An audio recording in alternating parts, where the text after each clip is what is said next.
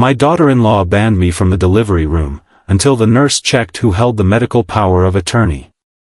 I was 62 years old when I learned that being a grandfather meant standing in a hospital lobby like a stranger. The flowers in my hands trembled as I approached the delivery room entrance. I'd driven 2 hours to get here, my heart racing with excitement about meeting my first grandchild. My son Evan was about to become a father. I was about to become a grandfather. It was supposed to be one of the most beautiful moments of my life. But then Melissa stepped in front of me, her arms crossed, a smirk playing at the corners of her mouth. "You're not allowed inside," she said flatly. I looked past her, trying to find Evan's face, some sign of support for my own son. But he avoided my eyes completely, staring at the floor like it held the secrets of the universe. The nurse hesitated, looking uncomfortable. Melissa's voice grew louder. "Only immediate family are permitted in the delivery room. That's the hospital policy." My joy curdled into something darker, humiliation, anger, confusion. I was his father. How could I not be considered immediate family? But I was being turned away, dismissed, told to wait in the lobby alone while everyone else got to experience this miracle. I stood in that lobby feeling like my world was ending. I'd already lost my wife Margaret 3 years ago. Now it seemed like I was losing my son too. I sat down heavily in a plastic chair, the flowers wilting in my grip. About 20 minutes later, a nurse approached me. Her name tag read Patricia, and she had kind eyes that looked genuinely concerned. "Mr. Weston," she said softly. "Yes?" I looked up. "I need to verify your identification," she said. I handed over my driver's license, confused about why this mattered now. She studied it carefully, then walked away. A few minutes later, she returned with a clipboard. "Sir, I've checked our records," she said quietly, "and you're listed as the medical power of attorney for your son." The world stopped. "My what?" Patricia continued, "That means you have legal authority over medical decisions if your son becomes incapacitated. You outrank anyone else in this situation, including his wife." I felt the ground shift beneath me. Melissa had been trying to exclude me from a room I had legal authority to enter. The tables had just turned completely. Patricia smiled sympathetically. "Come with me, Mr. Weston. You belong in that delivery room." Melissa erupted the moment I walked through the door with Patricia. "What is he doing in here?" she screamed at the nurse. I said no. Patricia remained calm and professional. "Mrs. Evan, he's the medical power of attorney. He has every legal right to be here." Melissa's face turned purple with rage. "I don't care about legal rights. I don't want him here." Evan stood frozen beside the hospital bed, his hands hanging uselessly at his sides. I could see the conflict on his face, torn between his wife and his father, unable to choose. I stepped forward slowly and spoke in the calmest voice I could manage. "I'm here because I love my son," I said clearly. "I'm here because I love his wife. I'm here to make sure they're both safe and that this baby enters the world protected and cared for. That's all I want." Patricia nodded approvingly. Melissa continued screaming about manipulation and control, but her words were becoming background noise. The nurse had already explained the law. The rules were clear. Melissa didn't have the power she thought she had. She stormed out of the room moments later, and I watched her go with a strange mixture of sadness and something darker, something I didn't want to name. The truth was setting itself up to be revealed, one piece at a time. If you're enjoying this story so far, please take a moment to like and subscribe to get notified of our new series. That night, unable to sleep after meeting my beautiful grandson, I found myself remembering how Melissa and Evan's relationship had changed everything. When they first got married, she'd been charming and warm. But after Margaret died, something shifted in her. It was subtle at first, little comments about how I was too involved in Evan's life, how I was too controlling, how I needed to learn to let go. She started arranging things so Evan and I had less time together. Family dinners were cancelled. Visits were postponed. Calls went unanswered. She painted me as the villain in a story where I was just a grieving father trying to stay connected to his son. Looking back, I could see the pattern clearly. She'd isolated him slowly, methodically, like a spider spinning a web. She'd whispered poison into his ear about his own father until he started to believe it. Evan had always been sensitive, always eager to please. He was the perfect target for someone like Melissa, someone who knew exactly how to manipulate, how to twist love into control. I hadn't seen it happening. I'd been too wrapped up in my own grief about losing Margaret. By the time I realized what was occurring, the damage was already significant. 2 days after my grandson was born, I found Evan alone in the hospital hallway. This was my chance to talk to him without Melissa's presence poisoning the conversation. "Son, I need to ask you something," I said, keeping my voice gentle. "Do you truly want me gone? Did you really want me out of that delivery room?" Evan shifted uncomfortably, unable to meet my eyes. "Dad, Melissa just needs things her way," he mumbled. "She gets stressed when she thinks people are working against her. I don't want to make things worse by arguing with her." Those words cut deeper than any physical blade could have. My own son was choosing to keep the peace with his wife over standing up for his father. He was willing to let me be humiliated rather than risk upsetting her. "Evan," I said quietly, "you're a man now. You have a son. You need to start thinking about what kind of example you're setting." He looked at me then, and I saw confusion in his eyes. "I don't know what you want me to do, Dad," he said. I realized in that moment that Melissa had done her job perfectly. She'd made Evan question his own judgment so thoroughly that he no longer knew who to trust. She'd isolated him so completely that he couldn't see the manipulation anymore. The moment I heard my grandson's first cry echo through the hospital, I gripped those flowers so tightly that petals began to fall onto the floor around me. I was sitting in the lobby, separated from my family by Melissa's cruelty and my son's cowardice. I whispered to myself, whispering words I hoped somehow the universe would carry to that baby, "Welcome to the world, little one. Someday you'll know I was there. Someday you'll know that your grandfather fought to be in your life, even when your father wouldn't stand up for him." I watched the petals falling like snow onto the hospital floor, and I made myself a promise. This wouldn't be the end of my story with my family. I didn't know what form it would take, but I knew that I wouldn't simply accept being cast aside. I wasn't angry in that moment, I was something colder, something more determined. I was beginning to understand that I needed to play a different game.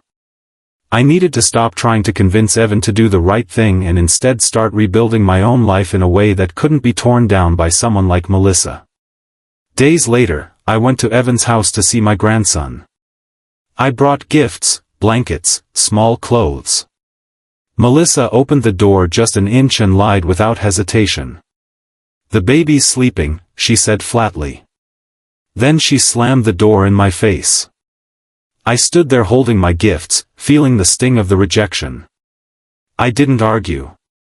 I didn't yell. I simply left them at the doorstep and walked back to my car.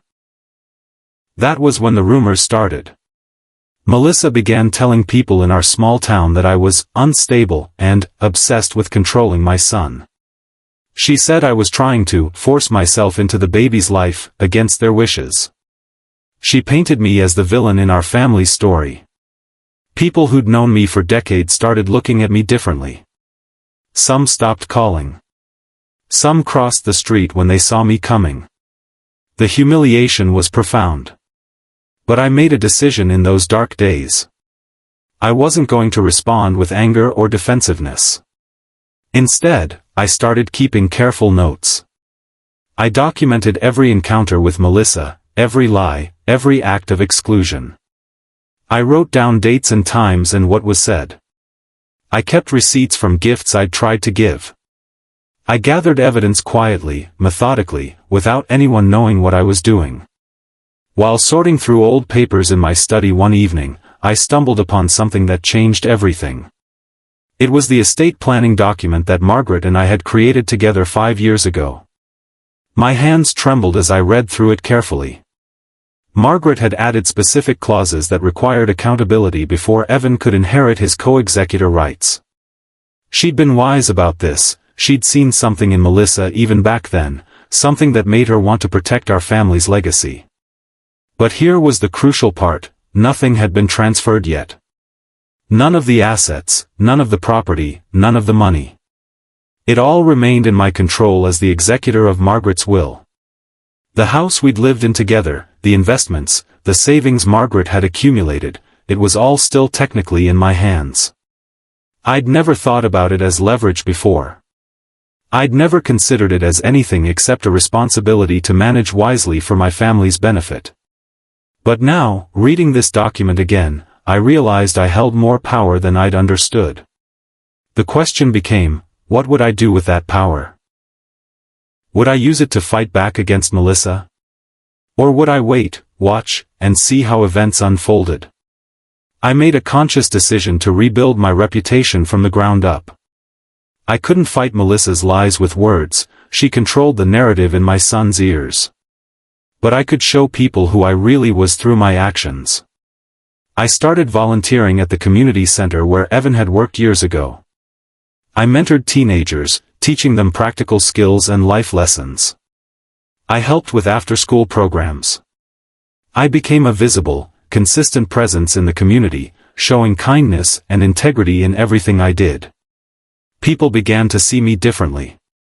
The rumors Melissa had spread started to crumble against the reality of who I actually was. Parents thanked me for helping their children. Kids hugged me when I arrived. Teachers praised my dedication. Slowly, carefully, I rebuilt my reputation through genuine goodness, not through retaliation or revenge. It felt counterintuitive. While I was being excluded from my grandson's life, I was pouring love and energy into other people's children. But it was working. My quiet strength was becoming visible to everyone except the one person I most wanted to see it. Meanwhile, Melissa's control over Evan was tightening like a noose. She convinced him to quit his stable job at the accounting firm and join her in a family business that she'd been planning. The business was vague and undefined, something about real estate investments and cryptocurrency. I watched from a distance as my son grew smaller and quieter. He stopped seeing his friends. He stopped pursuing his own interests. He became entirely dependent on Melissa for everything: money, validation, direction. The audience of our tragedy was expanding. More people were beginning to see what Melissa really was: a manipulator, a controller, someone who'd captured my son and was slowly draining the life out of him. The question nobody wanted to ask was, how long before she destroyed him completely? I realized that fighting for him directly wouldn't work. Melissa had already convinced him that anyone who opposed her was trying to control him. So instead, I waited. I volunteered. I rebuilt my reputation. And I gathered my evidence, piece by careful piece. Are you seeing the pattern yet? Subscribe now to find out what happens next. I bumped into Patricia, the nurse from the delivery room, at a cafe about 6 months after my grandson was born. She was on her break, sitting at a small table with a coffee. When she recognized me, her face lit up with a genuine smile. "Mr. Weston," she said warmly. "How's your grandson?" We talked for a while, and then she leaned forward and said something that validated everything I'd been feeling. "You did the right thing that day," she said. "I've been a nurse for 28 years, and I've seen so many families destroy themselves over situations just like yours. You stayed calm. You didn't fight or yell or try to force your way into that room. You simply showed who you were. That took more strength than anger ever could." Her words became my armor. Whenever I felt discouraged, I remembered what Patricia had said. My quiet strength wasn't weakness, it was the most powerful response I could have chosen. I wasn't just enduring this situation, I was transcending it.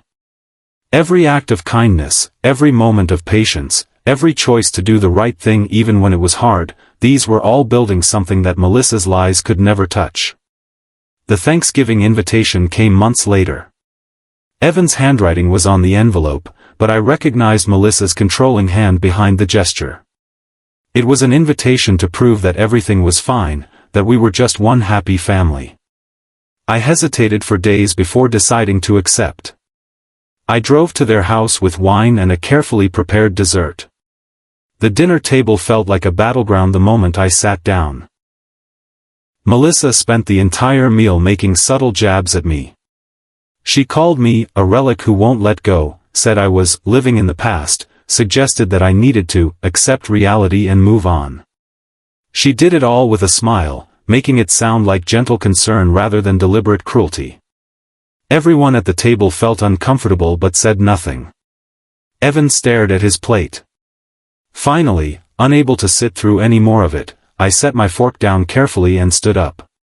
"The truth always keeps its own score," I said quietly. Then I walked out of the house and drove home. I didn't yell.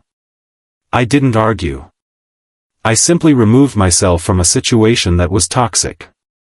That calm exit would haunt Melissa far more than any angry confrontation ever could. The universe has a way of revealing truth at exactly the right moment. About 2 months after that disastrous Thanksgiving dinner, Evan called me for the first time in months. He sounded desperate. "Dad, can we talk?" he asked. That one sentence told me everything I needed to know. Melissa's family business had failed spectacularly. The investments had turned out to be fraudulent schemes.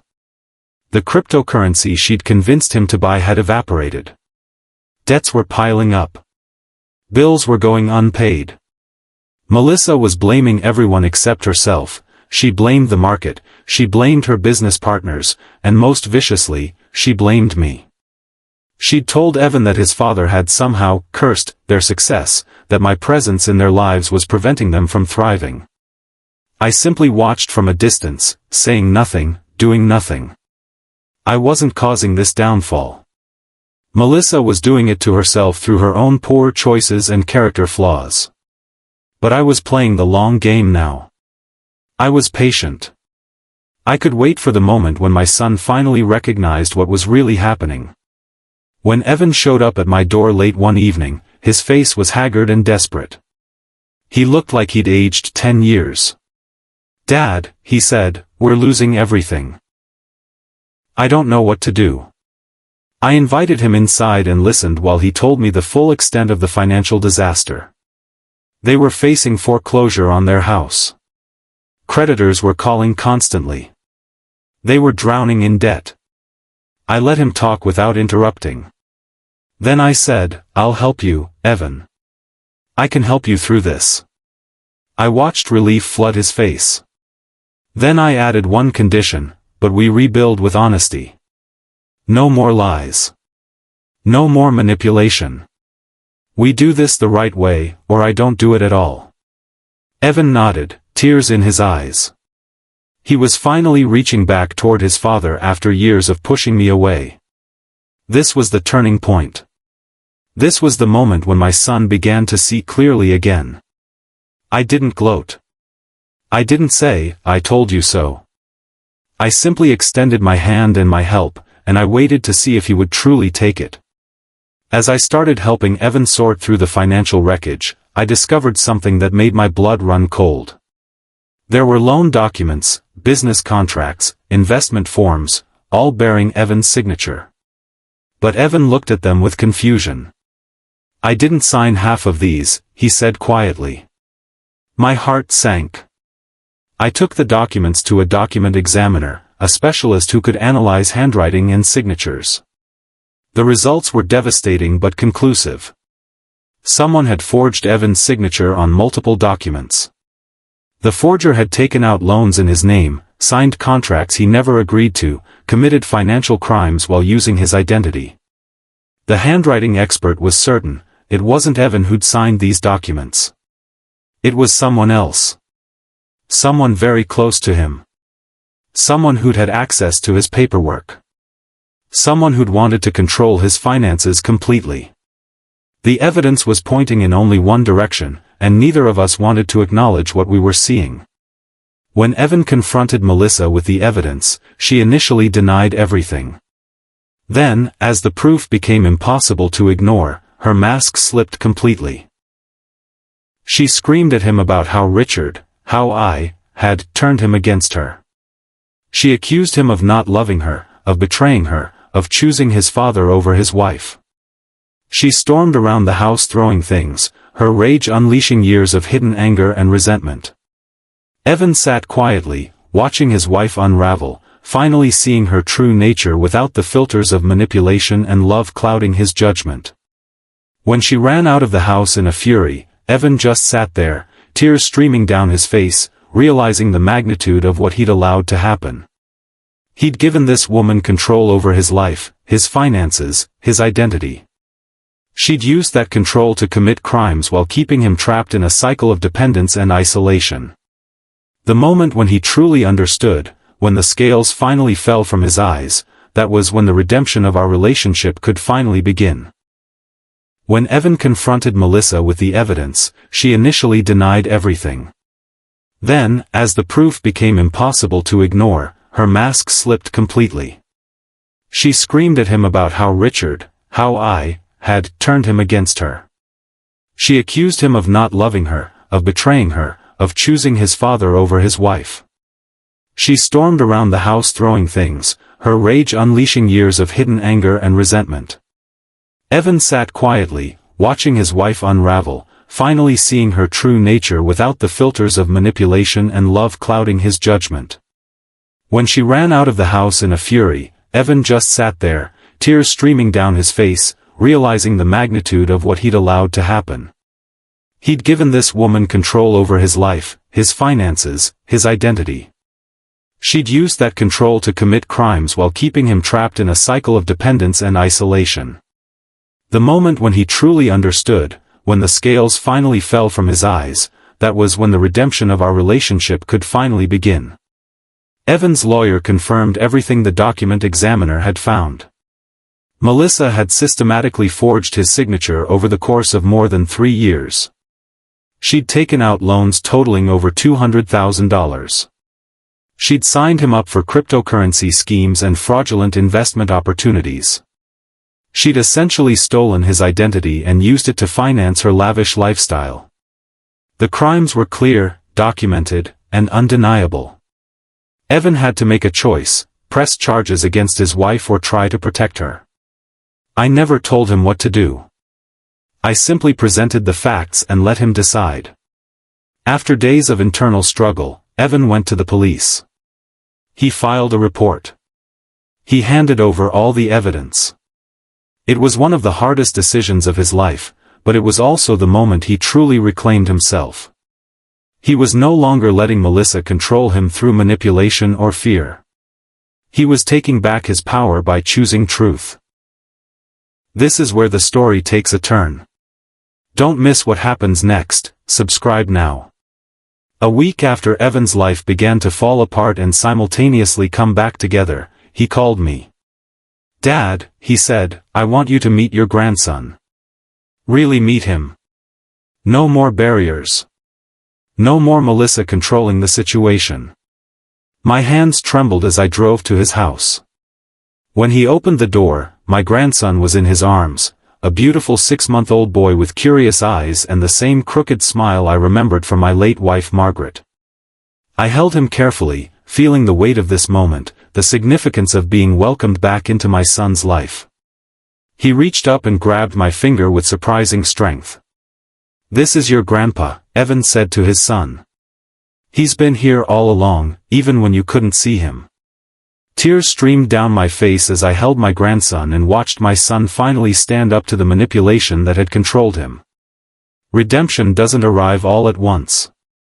It comes in moments like this, small, precious, real. Melissa's crimes caught up with her quickly.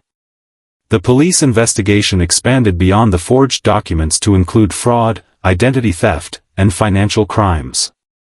She faced serious charges. The judge didn't show leniency. The court proceedings were public, and Melissa's fall from grace was complete and humiliating.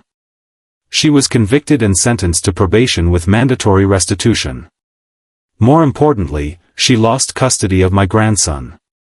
The court recognized that she was a danger, not necessarily physically, but emotionally and financially. Evan received full custody. And with that verdict came the cathartic release that everyone watching our story had been waiting for. Justice had been served. The villain had been exposed and punished. The good father who'd been cast aside was being restored to his proper place. Evan moved back into my house while he rebuilt his life. We started seeing a therapist together, both of us, to process the trauma of the past few years. We had honest conversations about how we'd both failed each other, how I could have been more assertive in protecting him, how he could have been more willing to listen to my concerns.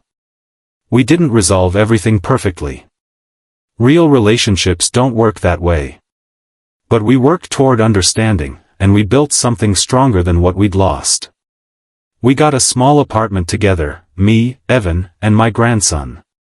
I went back to work as a consultant, using my decades of experience. Evan found a new job at a different accounting firm. We established routines. We became a family again. I never gloated about being right about Melissa. I never said, "I told you so." I simply loved my son and helped him rebuild his life, piece by careful piece. While clearing out Margaret's attic one afternoon, Evan found an old wooden box filled with letters. One of them was addressed to Richard, "If you ever need this." Inside was a handwritten letter from Margaret, dated 5 years before she died. I opened it with trembling hands and read her words, "My darling, if our son ever loses his way, don't fight anger with anger. Don't meet cruelty with cruelty. Fight it with truth. Fight it with patience. Fight it with love. The only revenge that matters is living so well and so honestly that evil can't touch you anymore." Tears poured down my face as I held that letter. Margaret had somehow known. In her wisdom and grace, she'd known that I might someday face a test of my character. She'd written me instructions on how to survive it with my soul intact. That letter became the emotional heartbeat of everything I'd been through. It explained why I'd chosen patience over anger, why I'd rebuilt my reputation rather than destroyed my enemies. Evan and I started a non-profit together in Margaret's name. The organization was dedicated to helping families escape manipulation and emotional abuse. We created support groups for people who'd been isolated from loved ones. We offered financial counseling to people who'd been victims of fraud. We worked with therapists and legal professionals to provide comprehensive help to people at their most vulnerable. The work was healing for both of us. We were transforming our pain into purpose. We were helping others avoid the suffering we'd experienced. Slowly, Richard Weston, the man who'd been called unstable and obsessed, the man who'd been banned from a hospital delivery room, became known in our community as a quiet hero. People approached me in the grocery store to thank me for helping them escape abusive situations. Children I'd mentored came back years later as adults to tell me I'd changed their lives. The redemption I'd sought wasn't found in revenge or victory. It was found in service and love. 3 years after Melissa was convicted, she showed up at my nonprofit office. She looked desperate and broken, a shadow of the confident woman who'd mocked me in a hospital hallway. "Richard," she said, her voice weak, "I'm asking for help. Not for me. For your grandson. His mother has lost custody of him, and he needs support." Melissa had custody rights that allowed supervised visits, but she'd squandered them through her own poor choices and criminal record. Now she was reaching out to me, the man she'd humiliated, excluded, and tried to destroy, asking for mercy for my grandson. I listened to her story calmly. Then I said, "I'll help my grandson in any way I can. But I won't rescue what you destroyed, Melissa. That's not mercy, that's enabling." She broke down crying, realizing that her bridges were burned and she would have to rebuild her life completely alone. I helped my grandson. I didn't help her. The power dynamic had completely reversed. I was no longer the one begging for access. I was the one deciding who deserved it. When Evan's new wife went into labor 2 years later, we drove to the hospital as a complete family. My grandson, now 5 years old, was excited to become a big brother. We arrived at the delivery room, and the first person we saw was Patricia, the same nurse from 5 years ago. She immediately recognized me and smiled. "Mr. Weston," she said warmly, "this time you're first on the list." I held the hand of my new daughter-in-law as she brought my second grandchild into the world. I wept, not tears of pain or anger or vindication, but tears of pure joy and gratitude. I'd fought my way back to this moment. I'd refused to be destroyed by someone else's cruelty. I'd chosen patience and integrity, and here I was, welcomed, loved, honored. The cycle had come full circle. The man who'd been banned from one delivery room was now standing in another, holding the hand of his family, welcoming new life. As I watched my 2 grandchildren play in my backyard, my son grilling steaks, my daughter-in-law laughing with genuine warmth, I finally understood the deepest truth about revenge. Revenge isn't about hurting someone back, I said to Evan, who'd walked over to sit with me on the porch. It's about living so well and so honestly that the person who hurt you can't touch you anymore. It's about building something so strong that their cruelty becomes irrelevant. Evan nodded, understanding in a way he could only understand after living through the nightmare and coming out the other side. In the distance, I could see Melissa's silhouette. She'd come for her supervised visit with my grandson. She watched us from afar, watching the family she'd tried to destroy rebuilding itself stronger than before. She watched the man she'd humiliated becoming a hero in his community. She watched the son she'd manipulated reclaim his own mind and his own life. That's what real justice looks like. Not punishment, but simply choosing to be better. Not revenge, but redemption. Not anger, but peace. I died with nothing that mattered to Melissa, no rage, no bitterness, no desire to hurt her back. Instead, I'd built everything that actually matters: love, integrity, family, purpose. And that, I realized, was the greatest victory of all.